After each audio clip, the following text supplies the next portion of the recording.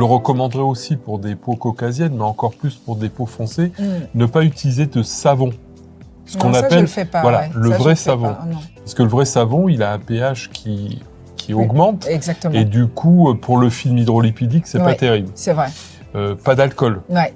Pas d'alcool dans les cosmétiques, ça a tendance à dessécher la peau. La peau, bien sûr, ouais. Attention aussi aux tensioactifs, mais là, il faut être un peu plus connaisseur.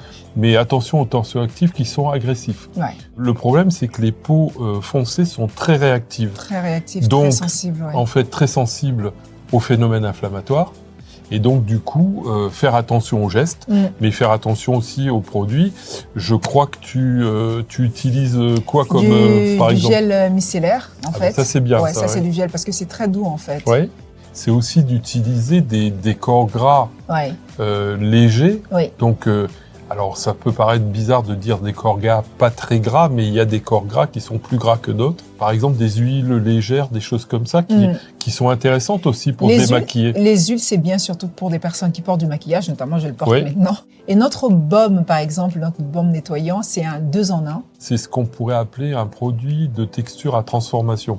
C'est-à-dire qu'au départ, tu as ce gel huileux, il se transforme en huile, tu mets de l'eau, ça fait une émulsion. Oui. Et cette émulsion, ça te permet aussi de bien laver la peau. Exactement. Quand je vais commencer avec le micellaire, le gel micellaire, et ensuite je poursuis avec le baume, là tu sens vraiment le côté vraiment propre à la fin. Alors un autre conseil peut-être, et du coup tu me diras un petit peu ce que tu fais, c'est l'exfoliation. Ouais. Parce qu'on on en a parlé C'est avant, vrai.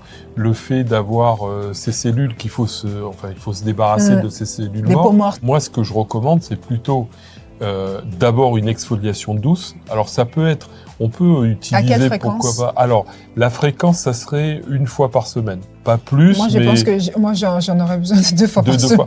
Non, mais on en a sûrement besoin de plus. Mais c'est vrai qu'on recommande pour pas avoir trop de réactions de la peau 1 fois par semaine. Après c'est adapté à la personne. Plus en fait l'exfoliant avait des grains.